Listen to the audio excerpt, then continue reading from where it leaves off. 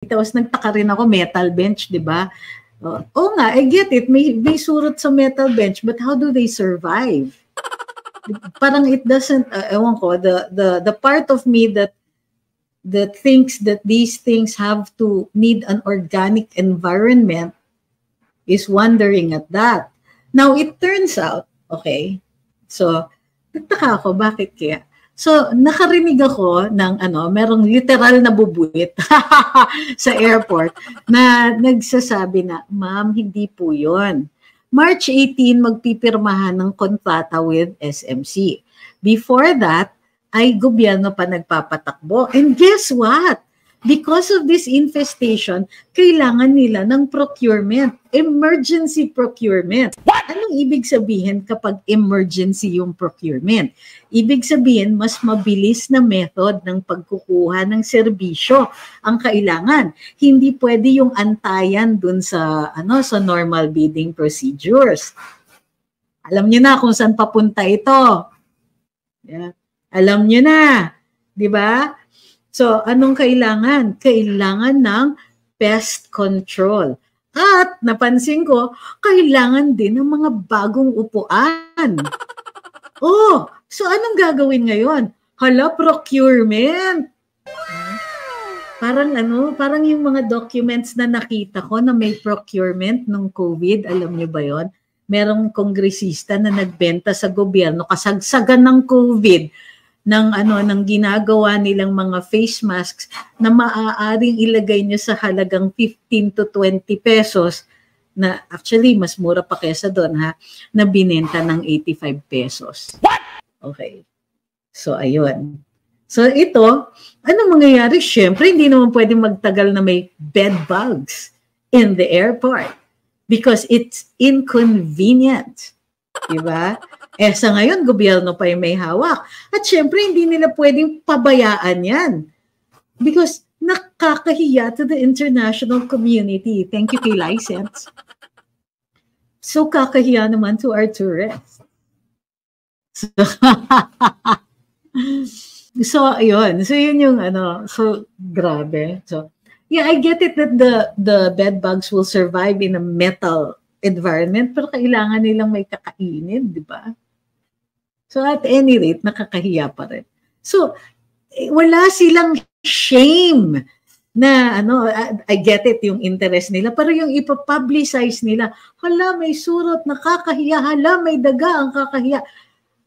To make it look like there's an infestation that's so horrible, you need to procure pest control services right away. Kasi hodang hiyang-hiya na tayo sa buong mundo. Keber na ito ang gateway to the Philippines. Sige lang, ilabas lang ang mga yan. Okay, magandang hapon sa inyong lahat. Ay, hapon, gabi na pala. Magandang gabi sa inyong lahat. Ako po si Trixie Cruz Angeles, ito ang Luminous. Medyo chill ang natin ngayon.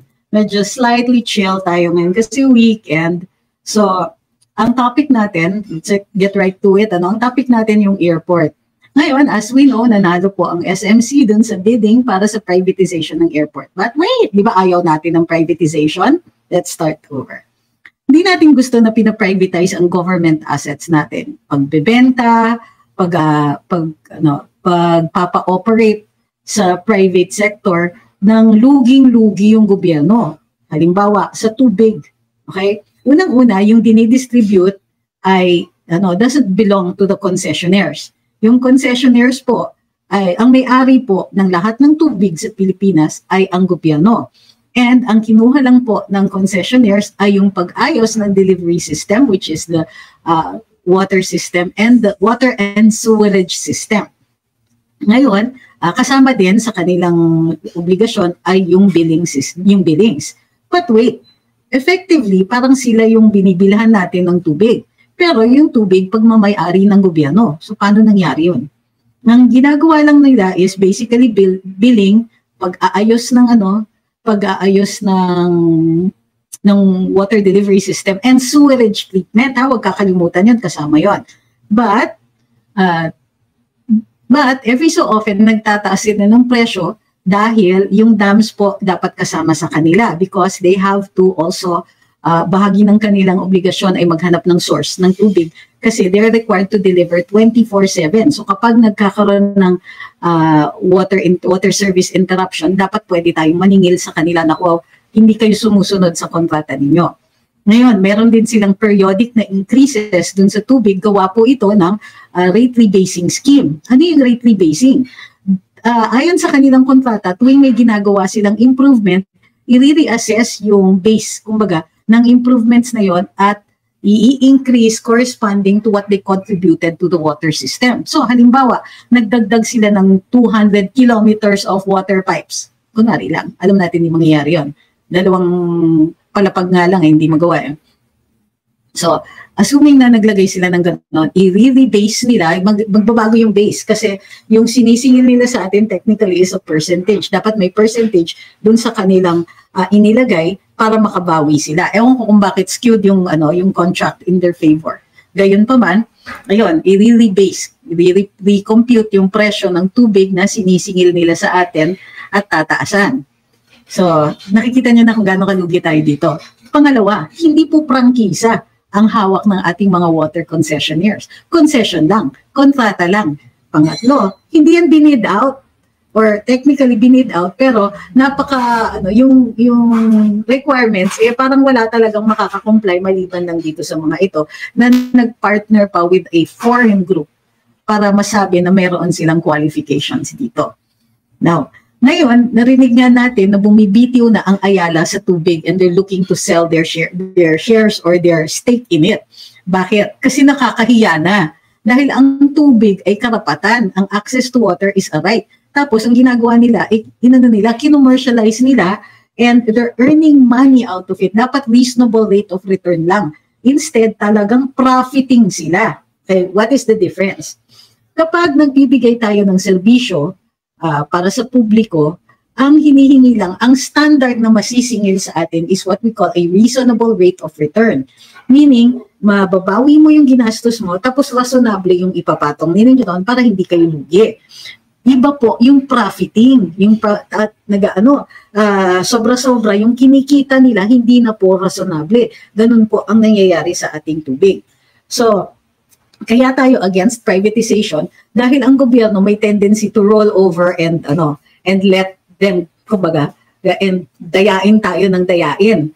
So, tingnan nyo, yung sa tubig, hindi na po reasonable rate of return ang nakukuha nila. Sobrang garapal na yung kita nila dito. Kaya kahit daw, according to the Makati Chismax, is that nahihiya na sila. Hindi na daw nila gusto dun sa tubig kasi mga naman, it's a human right, tapos limpak-limpak ang kinikita nila doon. Parang nagtatabo lang sila ng tubig. In addition, alam niyo ko rin kung bakit? Kasi ang nangyayari, gobyerno po ang naggagawa ng paraan para makakuha ng mga panibagong water sources. So yan, may nagtanong kanina tungkol sa dams. Sino ba ang gumagastos ng dams? Pero yung water concessionaire, siningil na po tayo dyan. Pero in the end, gobyerno pa rin pala ang gagastos. So yun po ang nangyayari sa privatization sa atin. Ang classic example, yung tubig. Yung LRT, isa pa, kumikita naman yan. And for some reason, inallow na mag-take over ang private sector. Tiba-tiba yung kinita pero nag-deteriorate yung sistema at hindi nagawa yung extension.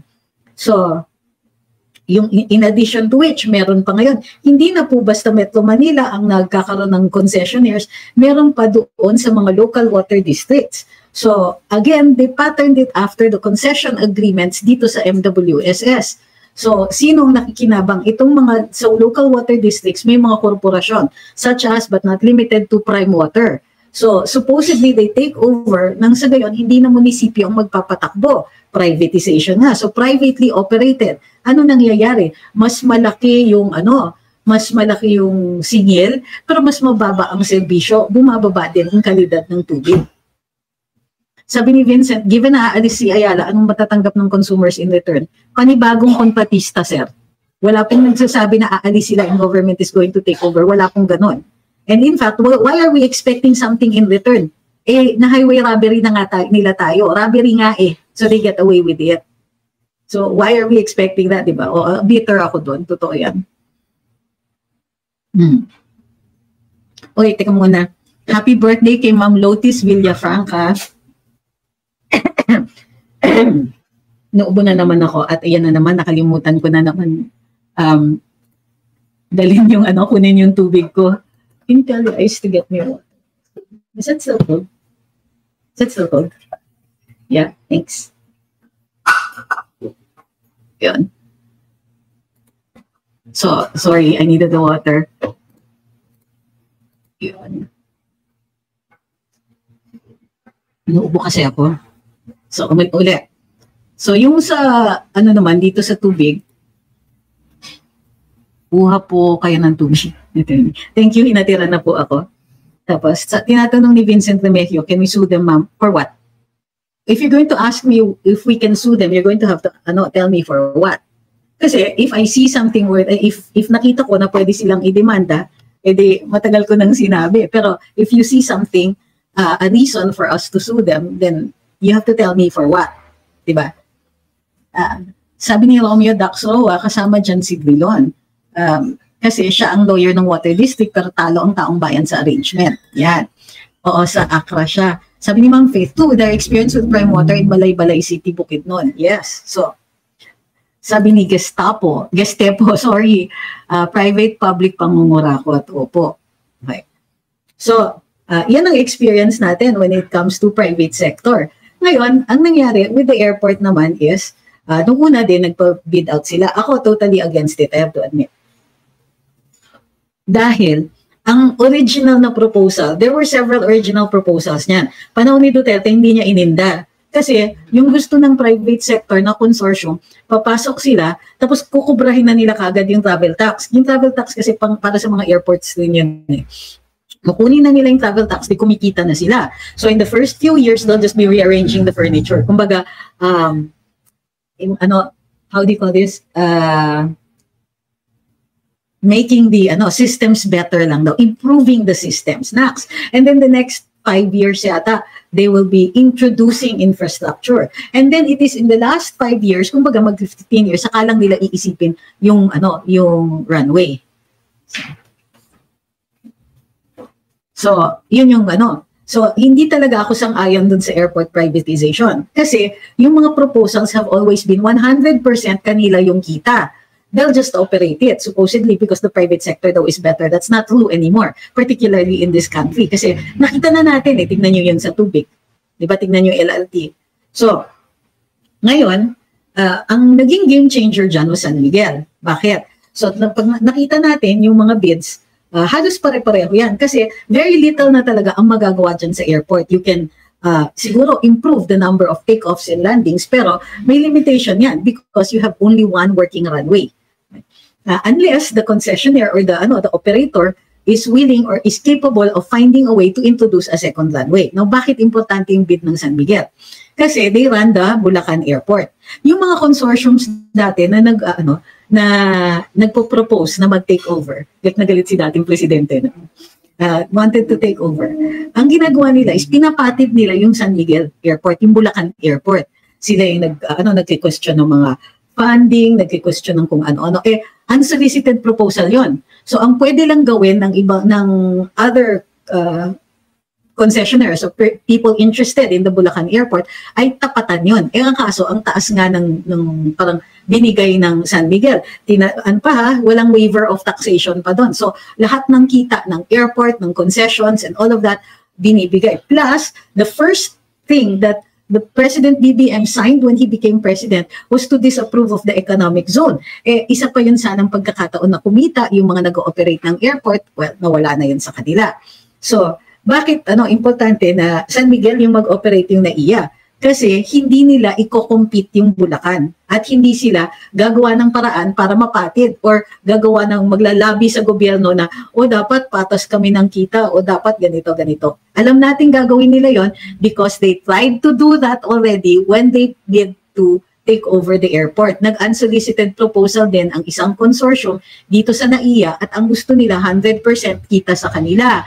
Tapos, wala namang dagdag na airport, tapos ang liit-liit lang talaga ng idadagdag nila, maliban dun sa inaambisyon nilang mall. In addition to that, they wanted to have first dibs. Kung sakasakali daw na i-decommission na yung airport, ay first dibs sila sa pagbid dun sa lupa. Kikita nyo na yung problema.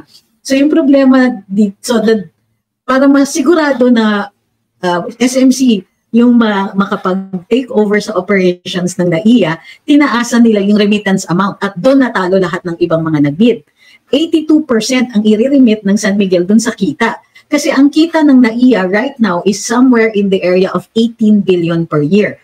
Halos, ano yun, neto yun, 18 billion per year yan. So, yan ang talagang kumikislap-kislap yung mga mata sa pagnanasa ng ibang mga bidders doon sa 18 billion na malinis na kita yon without putting in anything. Ang kanilang mga binid ay sobrang liliit, mga 30% lang ang remittance, 15%, mga ganun. Walang makalapit doon sa 80%. And so, not willing to let go, nagkaroon pa ng issue doon sa SMC before i-award. Diba dinelay ng 1 week yung award? Right. Yung 1 week delay na yun dahil kinwestiyon ng other bidders yung award na yun. So eventually na-award na din. Pero they will take over only sometime later this year kasi contract signing pa lang nitong March 18.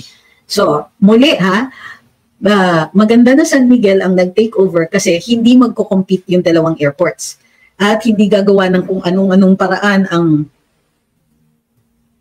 itong NAIA concessionaires kung sakaling hindi SMC, hindi sila gagawa ng paraan para mapatid, hindi matuloy, o mag-compete dun sa Bulacan Airport, which is going to be beginning with four runways right away. Okay. Ano pa? Magkakaroon pa ng ng rail system so that nakakapag-ferry ng mga tao from Manila to the airport nang hindi ka na kailangan kotse, di mo na kailangan mag-taxi and so on. So, and mas i-increase yung coordination between the airports, which is better. Diba? So, yun yung magandang, magandang development. Ngayon, kala ko over na, wala nang issue dito sa airport. Hala, humabol. Suddenly, may surot. It sounds like such a bad word, di ba? Yes, till Saturday po ito. Hi kay Ogie. So, ngayon, suddenly nagsurat issue. Inisip ko, anong issue? Bakit? Kailan ba naging ganyan kalaki, importante ang surot na issue? Diba? Ano yung mga nangyari? So, okay, lumabas yung surot issue, meron daw surot. Doon sa metal chairs, nawindang ako. Wow, surot sa metal chairs. Nakaka-survive ba sila sa metal chairs? Well, sige na nga. Hindi naman ako makakapag-argue doon sa mga biktima. Mukha naman talagang may kagat sila. Tapos, merong sinabi, ay hindi, it's the native chairs daw na nagkaroon ng infestation. Kung kaya't kailangan tanggalin na yung mga native chairs na yan. Okay, after that, nagkaroon naman ng daga. Okay, no, yung surat medyo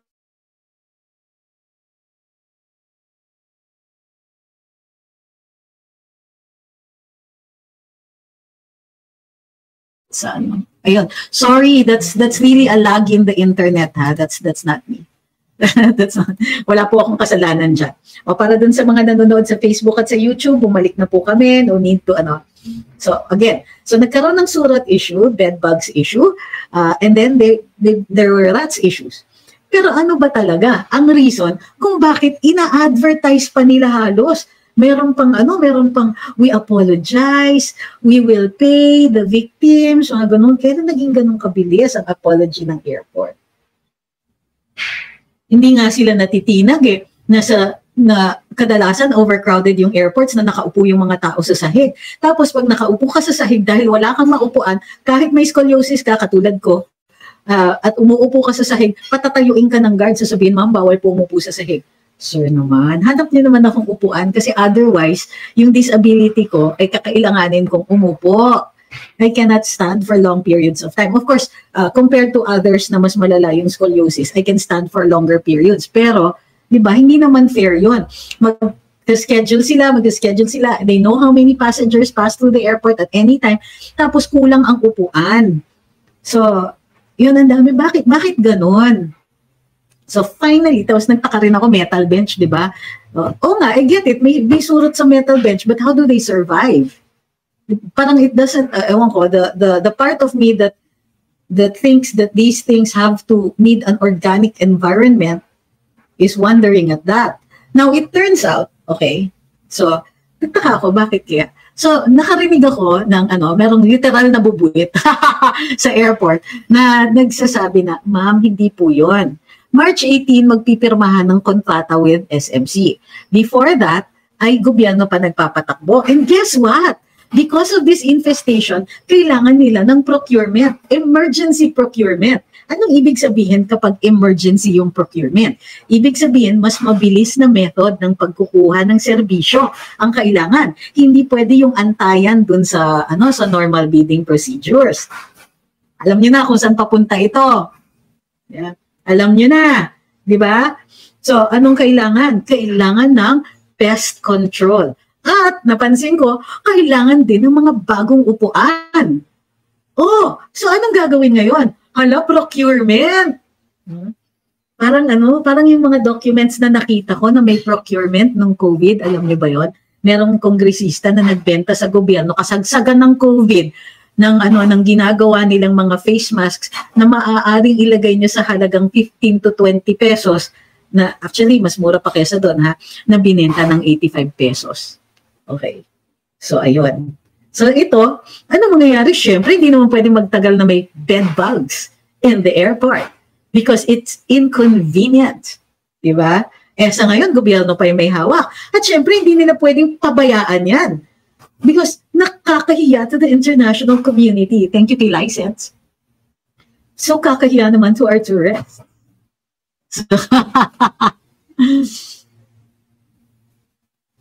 Okay. So, yun. So, yun yung so, grabe. So, yeah, I get it that the bed bugs will survive in a metal environment, pero kailangan nilang may kakainin, di ba? So, at any rate, nakakahiya pa rin. So, wala silang shame na, I get it, yung interest nila, pero yung ipapublicize nila, hala, may surot, nakakahiya, hala, may daga, ang kakahiya. To make it look like there's an infestation that's so horrible, you need to procure pest control services right away. Kasi hodang hiyang-hiya ng tayo sa buong mundo. Kiber na ito ang gateway to the Philippines. Sige lang, ilabas lang ang mga yan. Sabi ni G, di ba magsisilabasan na ang ahas? Susunod daw, jahas na. Oo, kasi may daga. Kung saan may daga, di ba? Natural predator ng daga, ahas.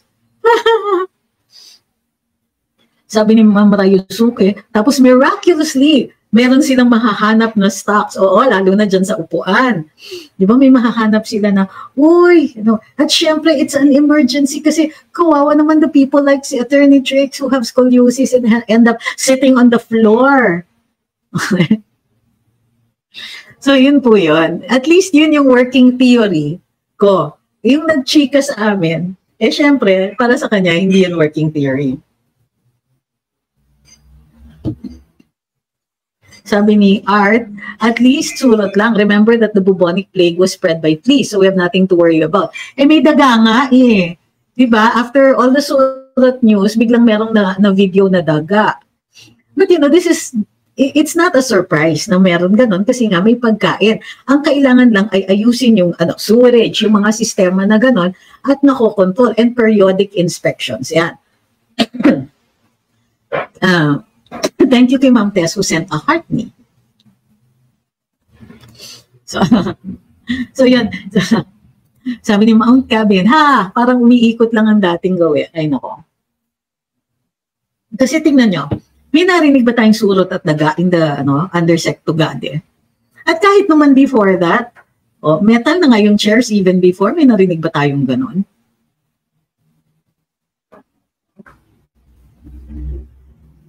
Sabi ni Kim Kinyu, kapag may ratan, may surot. Kaninong bright idea yon na naglagay ng ratan chairs doon? Sabi ni Ford, may ipis na rin. This says a lot, ABBM. Uy, grabe naman kayo. Bakit naman umakyat kagad sa presidente to? Hindi pa pwedeng na-iya management muna. Tapos DOTR secretary. Tapos saka natin yung presidente. Pero para sa akin, I'm sure na makikita naman ni Pangulo yan. Pitikin naman niya yung tao niya. Meron na pala talagang bagong video na may ipis. Kaloka! Ano ba yan? Bakit may ipis na? Sabi ni Florent, attorney, uy, matagal na kitang di nakita. So, naka-braces yung surot kaya metal na kinakain. Ay, nako. Sabi ni Ma'am Octavia, ang cute na name mo, ma'am. Love the Philippines kasi kaya love the animals at the airport din. Hindi ba pwedeng bigger animals? Bigger than the daga? Sabi ni Vincent, pag may problema dati si former Sec Tugade, siya mismo pupunta sa terminal. Oo nga, nasa din may ganyang klaseng commitment. Kasi sa totoo lang, guys, sorry. Sa totoo lang, ladies and gentlemen, masarap magserbisyo sa gobyerno. Lalo na when you're in a position to make changes. At pag ikaw ay Sec, ay madali maggawa ng changes. Basta kakampi mo yung presidente mo. And of course, tsaka kung creative ka, hindi parating kakailanganin ng pera yan. Minsan, sistema lang ang babaguhin mo. So, halimbawa, gaya ng ginawa ni Sec, ni Lolo Art, di ba? Dati, yung mga bus nasa kanan, nilipat lang yan dun sa gitna. Ang laki ng ginhawa. So, sabi ni Cher Chos, pwede naman po, attorney, na galing sa maleta ng pasahero ang daga at surot. Nangyari na yan dati. Namutla na nga ang security dahil nagulat sa lumundag na daga mula sa loob ng maleta. Pwede naman. Pwede naman. Naiintindihan ko din yun. But like I said, meron din kasing pagkain. So, hindi surprise masyado yung daga. Ang surprise, bakit umaabot dun sa punto na natukunan siya ng picture ng mga pasahero? Sabi ni The Etc. Store, sa pusa at aso na lang nilagay nila sa NAIA. Kung sana pusa at aso na lang nilagay sa NAIA. Sabi ni Victor, maraming buhaya dumadaan dyan. Oo, baka, ano yun, pwede natural predator sila ng mga daga. Yun lang nga, parang pang merienda lang nila yung daga. Ay kay Ma'am Marilu, sabi niya, di bali mapahiya ang bayan basta mapagperahan lang ang mga buhaya. So yan ang working theory ko, yan ang chismak sa amin ng mga tagaloob. Buti na lang, sandali na lang sila kasi March 18, pirmahan na sila with San Miguel.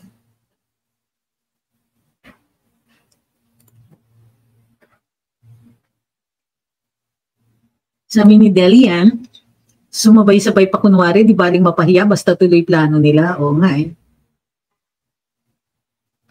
Onilu or Bistondo says it's more fun or more surot in the Philippines. Oo nga eh. Kasi makikita mo, kasama sa pag-inspect si Love the Philippines Secretary. Sabi ni Bicolanang makulit, please don't forget to like, share, and subscribe, guys. Thank you. Thank you. Sabi ni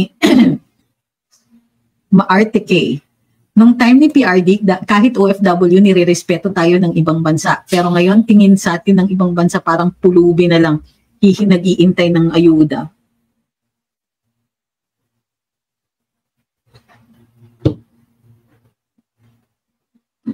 Hi kay Antiktok.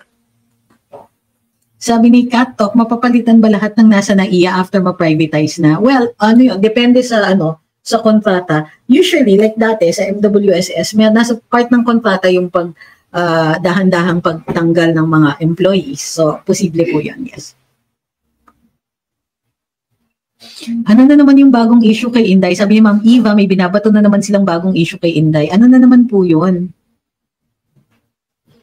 Sabi ni Faye, yung presidente dati, pag may ganyan rant agad, talagang galaw ang mga dapat gumalaw, takot mapalo. Ay, totoo. Kasi umpisa pa lang, di ba, kaliwat kanan siya magtanggal. Sabi ni Flor, in reflection ng mga daga na sulot, yung current administration. Naintindihan ko yan. Sabi ni RG, gandang gabi natatawa talaga ako na ano na ba nangyari pagkatapos ng dagat sulot. Ngayon, ipis naman, pinamukha lang talaga sa BBM admin ng mga peste sila sa lipunan. Sabi ni Nebay, kaya grabe ang gobyerno nito, daming buhaya, ahas. Ngayon, surot, daga at ipis naman, buset lang. Anong problema nito? Ayan.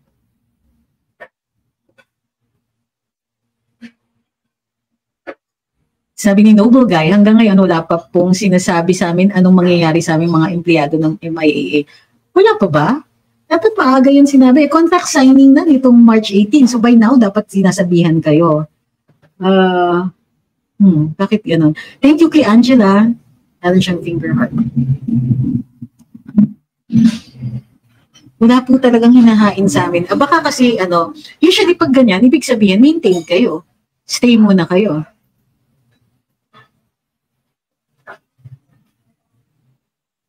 Dapat masolusyon yan, lalo na sa problema sa NAIA, yung Cebu Airport walang issue. Eh, bago pa lang yun, di ba?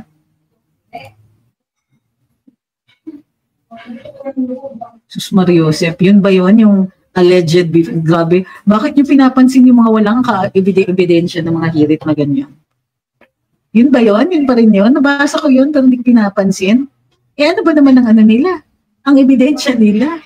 Ano yun? Kung na yun yung palakihin yung mga ganyan, lalong-lalo na wala naman din silang kinocontribute. Walang ebidensya, walang kahit ano, simpleng panira lang.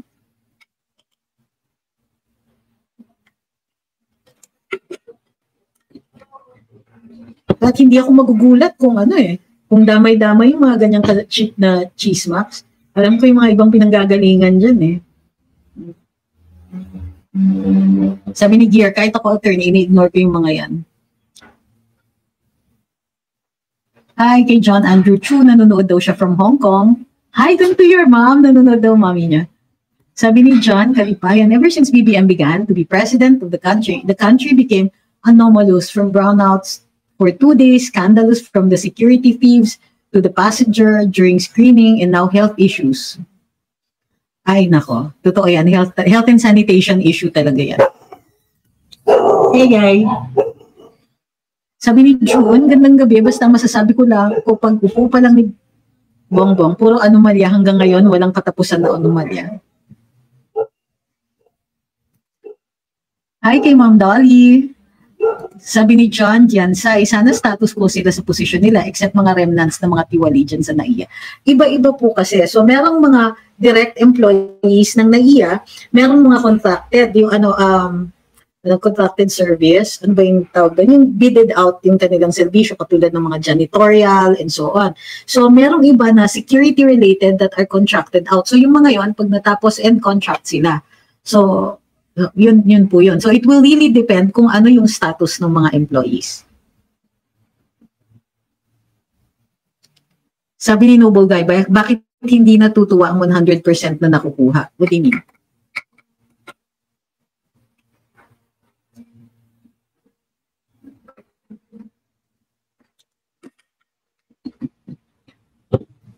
Sabi ni Ford, huwag niyong pansinin yung mga ganon. I-hide or i-report ad nyo. Kasi si VP Inday na naman kasi ang nasa pinakamataas sa Tangere survey, kaya titirahin na naman nila si VP. Oo, totoo yun.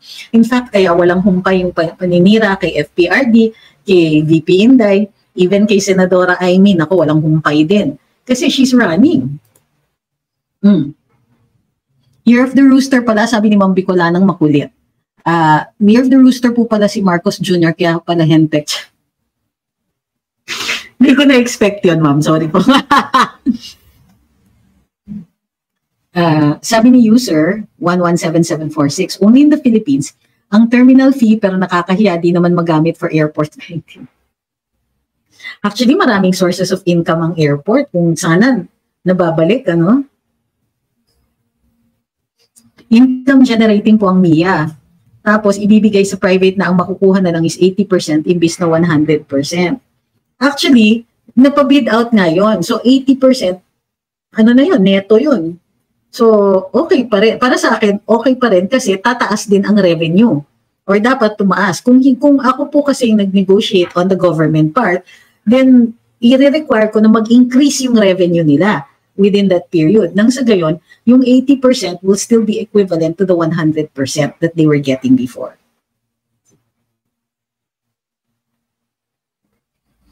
Sabi ni June Reynaldo, Ayuda Republic na po ang Pilipinas ngayon. Papogi si Martin, nasa FB na siya. Lahat ng platform pinasukan na, pati si Trillanes tinitira si Inday. Merong kakulangan sila sa basic understanding ng Pilipino. Yun yung mga natatalo. Tignan nyo nangyari kay Lenny. Akala nila, yung number of times mag-post, akala nila, basta strong yung social media presence, akala nila yung parating nire-report sa media na nanalo. Hindi po ganun yan eh. Kasi we can see you every day and still dislike you. And it can also generate more dislike.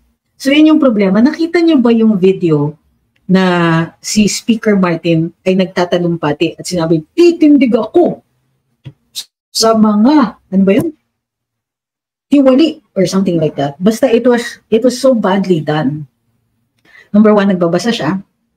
Number two, hindi lumabas yung sincerity niya. No, ako, I have nothing personal against the speaker. And in fact, when I have met him several times, he seems like a nice guy. But the problem is, as a politician, nagfe-fail po siya eh. Kasi hindi nararamdaman kung sincere siya ha. Kung sincere siya, hindi niya nako-communicate yung sincerity niya. So ang nakikita ng mga tao, this guy who's reading from a teleprompter, who nasulong ng sulong very aggressively ng mga pagbabago na hindi nila ma-communicate kung paano magbe-benefit ang taong bayan.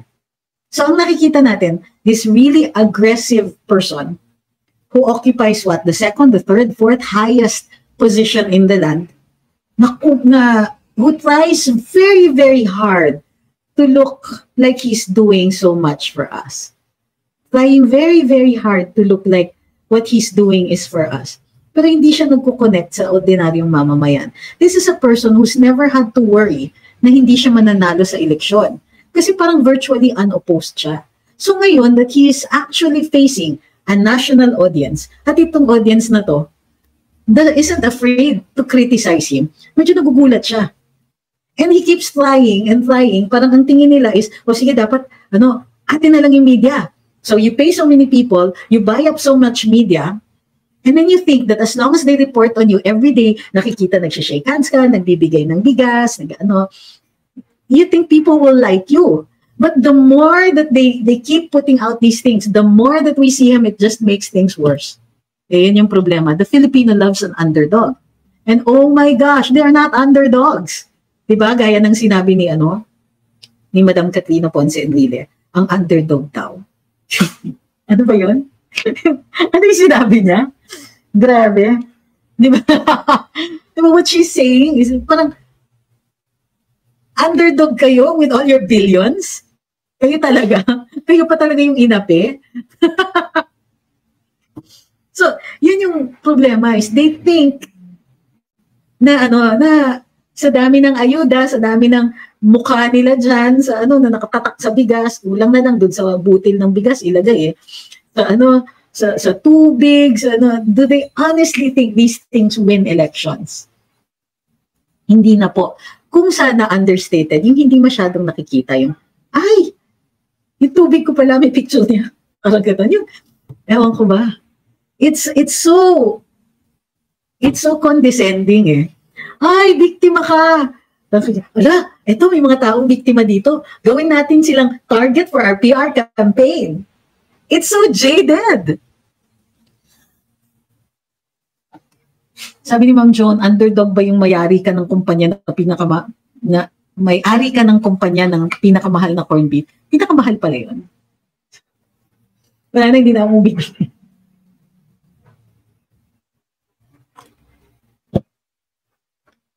Sabi ni One Wick, dapat kasing ganda ng Incheon Airport ng Korea. Well, you can only do so much because you only have so much land. Hindi rin contiguous yung airports natin. Diba? 3 terminals natin magkakalayo. Sabi ni Gier, she said that, quote, the people in power are the real underdogs, unquote. She did not see the irony of that statement, the people in power, tapos underdog. Hindi naman siya nahirinan nung sinasabi niya yon. Sabi ni Boy, sabi nga ni Ty Diggs, pag magbigay daw sila ng ayuda o kahit anong tanggapin lang daw kasi pera natin yan. Oo nga naman.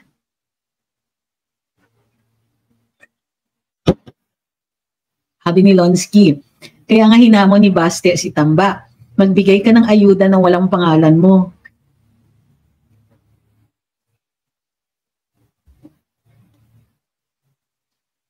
Sabi ni Ma'am Jennifer, pati mga surot at daga nagugutom na rin sa mahal ng pagkain.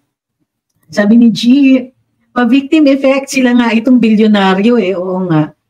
Alam mo, nakakainis. I think somebody should remind them that the only thing we really have, the only weapon we really have is our voice. Itong karapatan natin magsalita at magpahayag, buti nga may social media. So, diba? Alam naman nila yan eh. Kaya nga yun yung reason kung bakit may mga natatanggal ng mga host ng mga programa, di ba?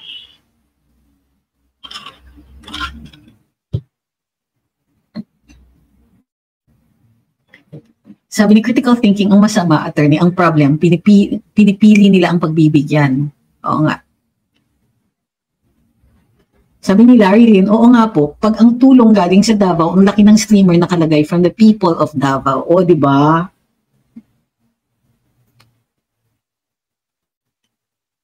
Sabi ni Noble Guy, can you help the workers of MIA? Ma'am, malabo po talaga sa amin ang mangyayari. Tignan muna natin, di ba, what are the conditions after?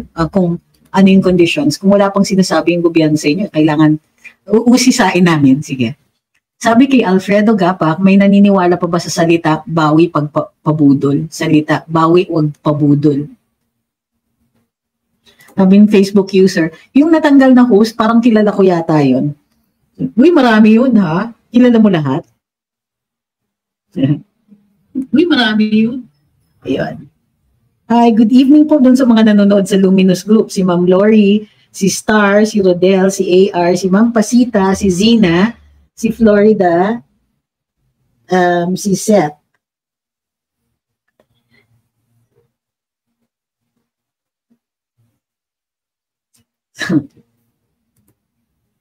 Sabi ni Ma'am Bicolanang makulit, oy, wag daw pa ulit-ulit yung comments. Siya yung moderator ngayon abalang-abala tuloy si Madam. Sabi ni Boya, kahit nung mayor pa si Ty Diggs, pag nag-aabot yan ng tulong, walang nakalagay na name niya. Galing sa Davao. Sabi ni Dan. Ay, si Dan, number 3 gifter badge. Thank you, Dan. Sabi ni Esor, speaking of tarpaulin, grabe dito sa Sultan Kudarat during February 25, ang laki ng itsura ng speaker. Yan yung nagpa-raffle ba? Ang dami daw na pinamigay. Diba?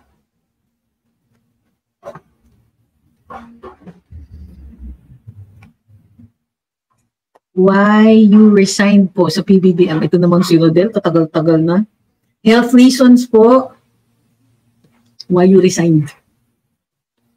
Sabi ni Cutie Cherry Kuo, sa takdang panahon maniningil sa kanilang mga ginawa, kawawa mga kamag-anak nila pag dumating ang karma nila. Sabi ni Willie, good evening, ito lang yata ang best administration na every week or within a month, laging merong solo winner ng loto. Maiba lang ng topic. Kaya yung namabad trip eh. Sabi ni Ford, Tupas, 1.2 billion daw, ayuda lang para sa Sultan Kudarat. Oh, patahin niyo. Sino may sabing napapabayaan ng Mindanao? Sabi ni Larry Lin, ang daming pinamigay na galing din sa taong bayan. Tawag ata po doon, recycling. Grabe kayo. Hi kay Ma'am, hindi ko mabasa, Channel 47. Chanel 47. Thank you kay Eddie Wow for the rose, at saka kay Chi at kay Marby Alba. Ma'am, Sinaida says, hi from Toronto. Sabi ni Chini, may gaba din yung mga yan.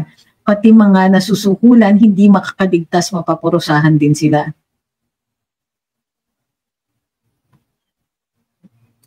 Sabi ni Faye, huwag magtaka, baka yung daga at surot may collar from the HOR, credit MOOE. Ay, hala.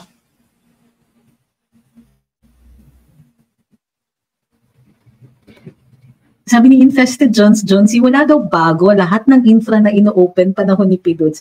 Wala ngang pera na nga ang DPWH, di ba? Umaasa sila sa unprogrammed funds. Kaloka.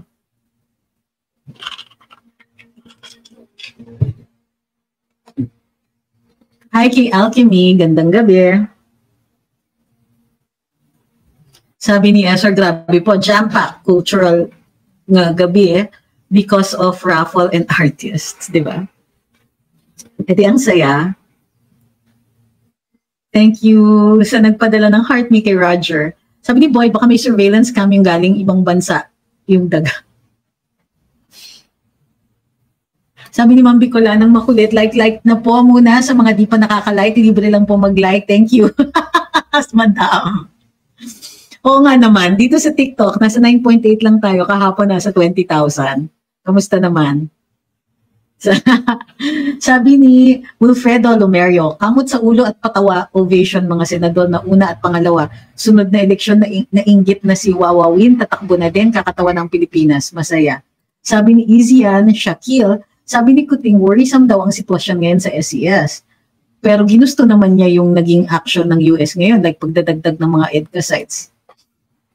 Hindi po nila nakikita yung correlations sa sa ating foreign relations.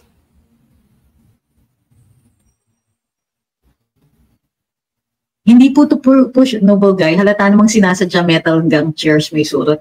Daga to push privatization. Sir, sorry po, matagal na pong done deal yung privatization. Kung ngayon po sila magpapadaga, dapat noon pa yon. So, yung, wala na po, tapos na po, awarded na yung bid. So, it's not about privatization. It's about awarding. It's more likely to get more money out of it.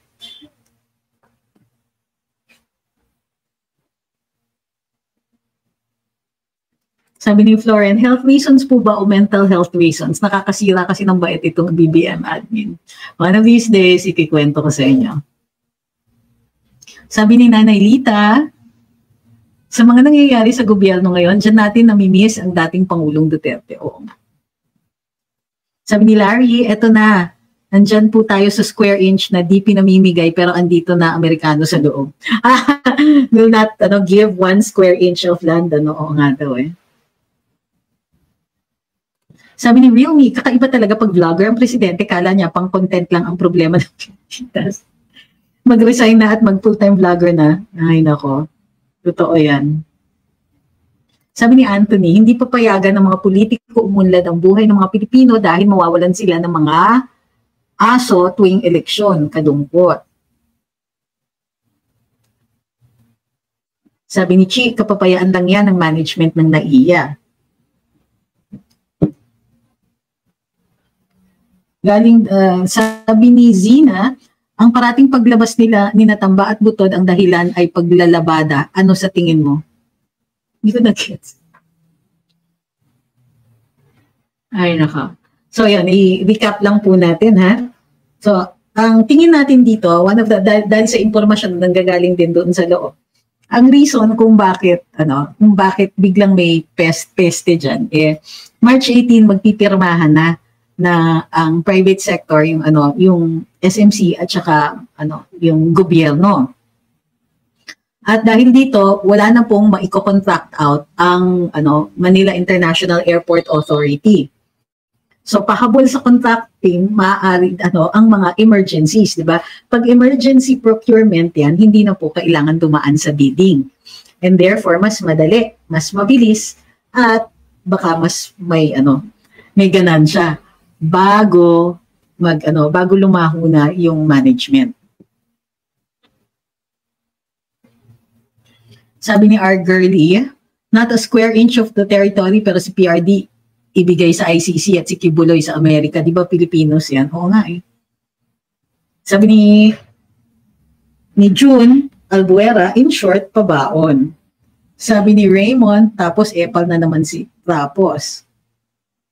Sabi ni Junay Devina, good evening. Sabi ni Laki sa Nakaw, bakit parang di lumalabas ang comment? May admin yata napakawala nito. Anong comment ang di lumabas? Sabi ni Edwin, lalong mamatay ang bansa sa pag-private na yan. Hindi naman nga po, kasi nga, ito yung best so far. At hindi siya magiging ruinous competition. Let's give it a chance. Tingnan natin. Sabi ni Josie Penn, panay travel ang presidente, sana nakakakuha siya ng idea ano pwedeng idagdag sa airport para gumanda. Dagdag ba o ibabawas sa airport? Ito, correct si Ma'am Pasita. Industriya ng kopra na pabayaan mula nang maupo 23 to 24 per kilo, nakakamiss nung time ni Duterte pumado ng 48 per kilo. Kasi madam, ay nako, iba na yung may hawak dun sa mga meals eh. Sabi ni Medel, good evening from Cagayan de Oro City. Ano kaya ang ibig sabihin ng DSWD-USEC when pressed by a congressman about studies regarding Chacha? She was saying, we can surmise in one instance. Hindi ko po, I have to see what she said in full. We can surmise? Abogado yun di ba? Ang nabasa ko, yung pagbenta ng sa 25 pesos per kilo, ng NFA sa mga traders. So, ang NFA nakaprocure ng 25 ng palay. Pinamil nila. Nag-store sila for a while. Tapos emergency sale naman ito. Binenta sa traders at 25 pesos per kilo ang bigas. Ba't hindi na lang sa taong bayan diretso binenta sa retailers? Ngayon, ang ginawa ni DA-SEC ay pinapag-leave niya yung dalawa kasi may nag-accuse tapos yung inaakusahan niya nagsasagutan yata silang dalawa. So ang sabi ni Sec Laurel, mag-leave na lang kayong dalawa. Kung ako si Sec, yung utos ko yun, wag nang i-suggest.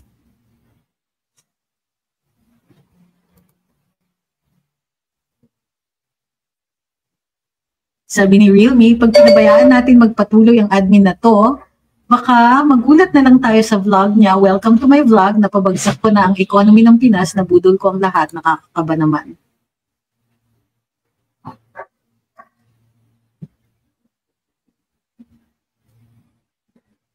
Hi kay Jepson. So, muli uulitin ko. Normally, hindi ako palo sa privatization. Kasi normally, ang gobyerno nagpapalugi sa mga ganyan, katulad ng ginawa sa tubig at sa LRT. Kumukubra na sila. By the way, sa tubig, hindi nila binabayaran yung tubig na dinidistribute. Normally, dapat yan, retailer sila, di ba? Bili nila yung tubig sa gobyerno, bebenta nila sa atin. Hindi. Only yung tubig na nakukuha nila. Tapos, nagbabayad lang sila ng fee, concession fee. Flat rate yon every year. Yun lang po ang binabayad nila sa ating gobyerno. Gobyerno rin kadalasan ang gumagastos para sa mga dam kahit minsan kumukubra sila for that, for looking for new sources of water. So, is it the same with with NAIA? Ako ang submission ko hindi. Kasi nga ang laki ng nire-remit, 82% with the caveat na kailangan kumita sila, in addition to which SMC can coordinate with the Bulacan Airport once it is open. So magiging mas efficient yung pagtakbo ng both airports. So yun lang, it's very rare na nangyayari yan. Ay ang problema, bakit humabol itong mga surot at daga? Para meron pang makagimik pa yung yung namamahala dyan. Sabi ni Joseph, pangkape sa paborito kong salamangkera. First time voter ako in my 30s because of PRD. Supported BBM. Ewan ko, nasa past tense yan. Supported. Appreciate the daily SOCMED lives. Ito, sabi ni Miro System. Fertilizer, water, pesticides. Yan ang basic needs ng farmer to lower everything. Ang problema, pag tinanong mo sa DA, lahat daw yan sinasubsidize na nila sa magsasaka, lugi pa rin. So, hindi po dyan sa supply side ang problema. It's with the middlemen. Hindi tayo maka-intervene dun sa pagbebenta nila dito sa mga middlemen, binabarat pa rin sila. It's business. Hindi sila, they're not a mendicancy. They're not begging for help from the government. They want an equal shake pagdating dun sa sa selling power nila. Ang kaso, dahil may mga smugglers, hoarders, and so on, paano sila makakabenta at a fair price?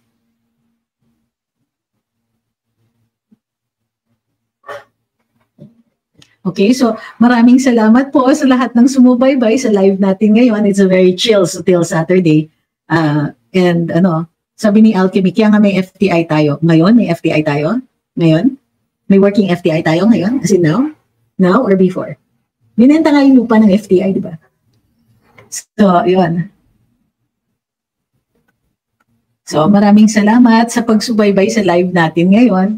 So, Ma'am, why does it feel like parang kasalanan ko? Sabi ni Isabelo, totally nabaliwala yung audit sa fund utilization ng both houses, attorney.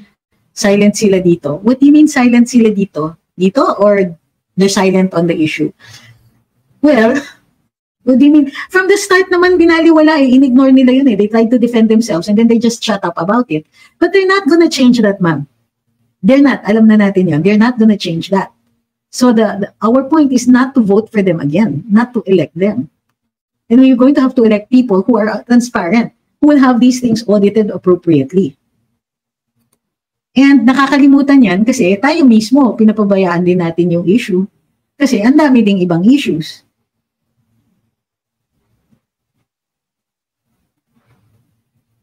Sabi ni Alfred, daming nagmamagaling pero walang binatbat na silang nakaupo, iyakan lang. Ay, nako. Totoo yan. So, once again, binadtrip ko na naman kayo. Maraming salamat sa pagsubaybay dito sa ating Sutil Saturday. Para dun sa hindi pa sanay, sa mga nasa TikTok, no? Ang tawag natin sa mga live pag Sabado, Sutil Saturday. Kasi actually, hindi luminions ang tawag, luminions. Hindi luminions or luminaries or luminusians ang mga followers dito. Actually, mga sutil lang tayong lahat. So, maraming salamat kayong mga sutil. Thank you very much from the number 1 sutil na nandito ngayon. Na bad trip pa rin dun sa mga nangyayari. But in order for us to be able to move people, we need to move their hearts and minds. So, like, share, follow, subscribe. And share talaga. If you cannot share or may problema sa pag-share, kahit i-copy-paste ninyo po at ikabitan nyo na lang po ng link in the comment section. So huwag pong kakalimutan na na you can also excerpt any of these para lumaganap or kumalat po ang mga pinag-usapan natin dito. Or even you can even just talk about it on your own walls or quote on your own walls and so on. Kailangan marami sa atin ang makaalam tungkol sa mga issue na ito. Kapag nasa party po kayo, huwag pong kakalimutan, chikahin nyo yung mga tao at ikwento ninyo yung mga nakaka-bad trip na mga kwentong nilalabas natin dito. Huwag pong mahihiya. Kasi itong mga pangyayaring ito, they directly affect us. Ginagastos nila yung mga hard-earned money na binayad natin sa ating buwis. Both as direct taxes dun sa VAT at saka sa income taxes natin. And there's so many other taxes pa that we're paying, dock stamps and so on. So, the least we can do for our country right now, is to inform people, ganito po ang nangyayari. Or pwede rin naman tayong mangsutil at mag-hashtag lang. Hashtag, hindi mo pera yan. Hashtag, we deserve better. Hashtag, sinong niloloko nyo tungkol dito sa People's Initiative, ha? Ha, pahaba yata yun. Or anything like that. Okay? Sabi ni Ma'am Larry, sa lahat ng bad trip, ikaw po nakasmile. Sana miren ganyan. How to be you. Kasi wala nang ibang choice eh. Diba? We can choose to be angry every day. And yes, we do get angry. Pero, kailangan buhay tayo at saka healthy tayo. Pagka dumating sa punto na tayo yung kakailanganin na gumalaw, na pinagagalaw tayo ng ating bayan. So, when that call comes, pag hinamon na tayo ng tadhana, hinamon na tayo ng ating bayan na ipaglaban ito, kailangan we're in a position to do so. Okay, so maraming salamat. Good night, everybody. Have a good evening and a good weekend. We'll see you tomorrow.